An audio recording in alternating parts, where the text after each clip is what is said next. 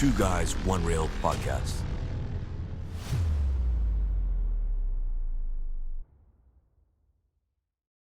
Welcome back to the Two Guys, One Reel podcast. I'm your host, Anthony, here to give you my review after seeing the 20th anniversary edition of Star Wars Episode 3, Revenge of the Sith. I went and saw it at Hoyt's Broadmeadows on the Extreme screen, and I went with a friend, and for a Friday night screening, this was a great way to finish off the week and start the weekend. This was the recliner seating as well, so we had a pretty decent view, 4 rows from the screen, and so it was nice when it started to see a message appear, and Anakin himself appeared on the screen and welcoming us to the movie, and I thought that was a nice little surprise. And then it began. The Star Wars fanfare, the scroll of the message introducing you to the chapter, giving you an insight into just where we are at with episode 3, and it's in the thick of action. That's the best part, because you're locked into the journey, and I was just so happy to be there, getting to experience it again in a big screen. I had seen a post today on X before I went into the theatre, was that this special edition screening of Revenge of the Sith is going to be broadcast to 2,775 theatres. Now, in saying that, I don't know if that is just counting America, but this re-release is going to be one of the biggest re-releases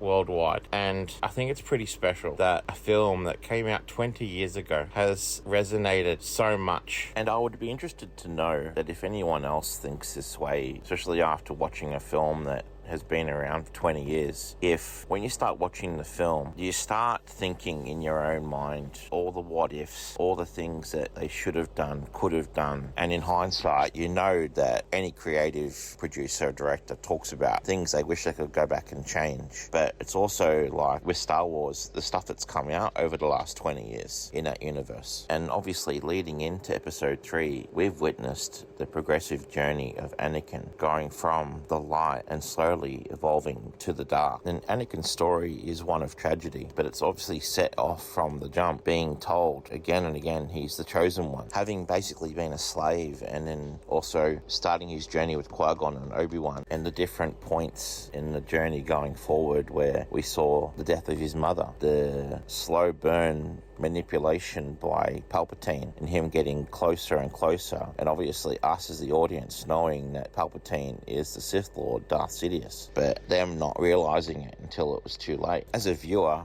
makes you question it.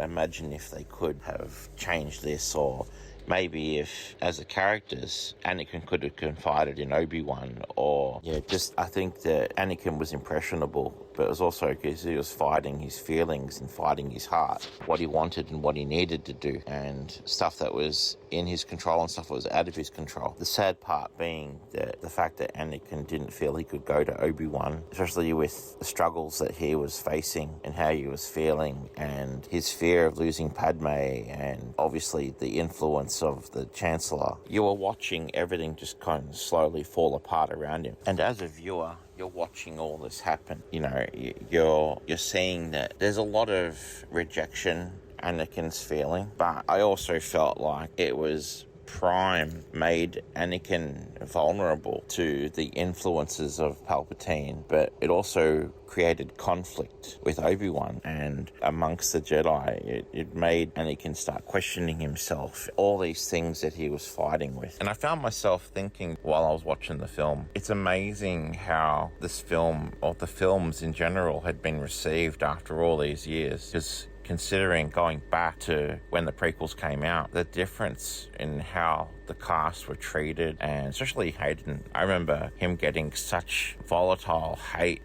bullying when he came out as Anakin. And it actually made him turn away from the universe for quite a while. And I know it was probably a miserable experience. And he hadn't been seen in years doing any appearances for anything Star Wars related. And it was a probably very disheartening experience for him. But since then, just seeing how widely embraced he and the cast, throughout all these films, have been in the Star Wars community, largely the newer generations as well. But in today's age of the fan conventions like D23 and, Star Wars events held worldwide, like what was recently seen in Tokyo, Japan, Star Wars was received lovingly. To see Hayden received so well and just adored by the fans. They don't just love Darth Vader, they love Anakin, but they love Hayden. And especially as he disappeared from the Star Wars world for so long, and he was never seen in anything for Star Wars for a long time, because it was probably just a really, really miserable experience, especially because, like, I know he probably loved the fact that he was in this universe, but I know that he himself, you know, it would have been probably heartbreaking to have been treated the way he was when he first came out as Anakin. I still think that even 20 years ago when I saw Revenge of the Sith with my friend, it was one of the greatest films, and I remember us just sitting there at the end of the film and being blown away, because obviously we'd grown up watching New Hope and, you know, Empire and Return of the Jedi, and then getting to see the prequels, and now in the last, you know, 10 years, getting to see releases like Rogue One and to see the sheer ferocity of Darth Vader. And I was even saying to my friend tonight that right upon the ending of Revenge of the Sith, I was saying, oh, well, this could go straight into Rogue One, and then Rogue One could go straight into Episode 4. And yeah, it's nice to think, oh, well, you know, this is all connecting. And obviously the Star Wars universe is just so massive, especially like the stuff that is canon and stuff that's not canon, but it's nice to think there's going to be so much more to come in years to come. And I, for one, plan to be there to see as much as I can of it, that's for sure. And I'm sure I'll be able to enjoy that with Kev and with you, all of you out there. But I'll be interested to hear your thoughts. I know there's many Star Wars fans out there, but surprisingly, you ask people here and there and they're not interested in Star Wars at all. I don't know if it's just because, like, they're into different things, or some people just aren't into movies at all, which again I think is sad, because movies, as I've said many times, movies are just one of the greatest escapes from the harsh realities of the world and from daily life, not thinking about work or hassles or the ups and downs that we all face each day. Movies are the greatest escape, and I call it my happy place. Takes me to a place of just everything's clear. And the beauty of movies like Star Wars Episode 3 is the music speaks to you as well. Like, I really love the films where the music becomes a character in itself, and identifying, because you can hear a certain tune straight away, you know what that's from, and it really means something. I'm a firm believer that not only movies, but the music in them have a real power, and I really loved it. I'll continue loving it. I was even remarking to my friend tonight that even from a young age, all the different films that you could see over a lifetime, starting from like even cartoons as a kid, it's amazing how music is not immediately recognized as the standout feature in a lot of things. But key example, just like a bit off topic for a moment, but I was saying how the music in the original Looney Tunes as a kid, there's a lot of classical music there, and it's music that you wouldn't even think, you know, about, but it's just like in classical Bugs Bunny, Daffy Duck adventures and stuff like that, where it's like, kill the rabbit, kill the rabbit, kill the rabbit. But in saying in the words, it's the tunes like dun dun dun dun dun dun dun dun dun dun dun. That's classical music, very famous music. From a young age, I mean, I was a rat bag growing up, but like growing up, I've matured quite a bit, I'd like to think. I mean, my mum, you know, my sister might debate that, but you ask them, I'm sure they'll tell you I've calmed down a bit over the years, and movies have helped with that. One thing I've adopted a lot is a great love of movie soundtracks, and yeah, you know, the Star Wars soundtracks definitely have been a favorite of mine over the years. And yeah, especially Anakin's themes, you know, especially his transition to becoming Darth Vader, but again, across all genres, across all kinds of movies, like the iconic themes. Obviously Obi-Wan has a theme, Luke Skywalker has a theme, the journey itself has a theme. I mean, each film identifies differently, each film has a certain action sequence that stands out that you remember always in certain parts, and it's just like, again, you could hear that music and you know exactly what part of the film it's from. But yeah, I was going off to a bit of a tangent there, sorry folks, but like, again, the point I was trying to make is not only loving film but the music for those films. It just speaks to me in such a powerful way, and has been what I would consider one of the greatest comforts to have, and I really genuinely love it. But yeah, going back to the screening tonight, the cinema was quite packed, and it was really nice to see a great turnout. I reckon 2/3 of the cinema was full, and even people clapped at certain parts. I mean, especially at the beginning, there was a round of applause after Hayden's message at the beginning of the film and at the end of the film. And I remember sitting there just as it was ending and thinking, well, I really enjoyed that, and it was that same great feeling as I felt when I first watched it 20 years ago. And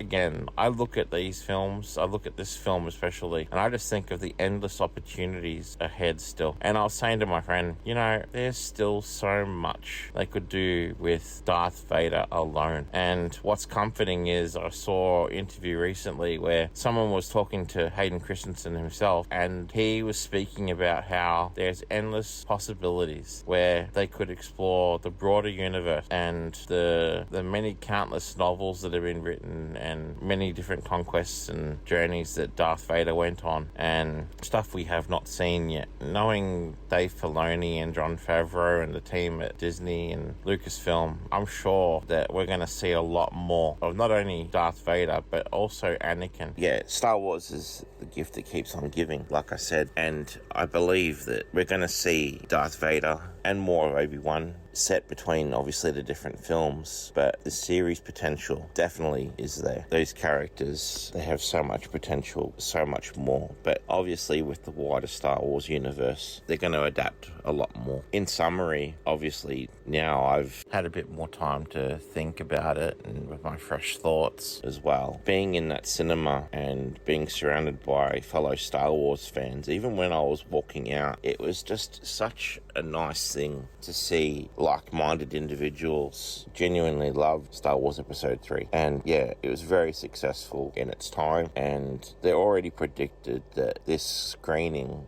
which is spanning over a weekend all over the world, is going to make millions. And they wouldn't do that if the demand wasn't there, but also because they had to have known people will respond. You know, you bring these events, people will come. Getting to experience it in a theatre with surround sound, full of people, and in saying that as well, like being in a cinema with people who don't ruin it, you know, like you can sit there and there's no distractions. People are literally there to watch the film, not to jerk around and just spoil the experience for anyone. They're there, they're tapped into the film. That's what you want when you go see a movie, especially a movie like this. But yeah, like I said, I had a great time. Yeah, it's great to be a Star Wars fan, great to be a movie fan, and very happy I got to see it again in the cinemas. I have to give it my customary popcorn bucket review. I would say 9 out of 10 popcorn buckets. Again, a very enjoyable movie, great experience, and as I said, great time to be a movie fan. Yeah, there's a lot more to come, and I just can't wait. I look forward to so many more things to come out like this, and even live experiences. I mean, Ev and I have spoken about hopefully being able to experience a live performance of Star Wars with an orchestra that routinely get performed at the Melbourne Symphony Orchestra. But hey, if it happens and we can be there, we'll be there, and we'll bring you with us, because that's what this journey's about. But yeah, I think I'll leave it at that. Please hit the like button, subscribe, leave a comment, tell us your thoughts, and yeah, we appreciate your support, and we'll see you on the next one.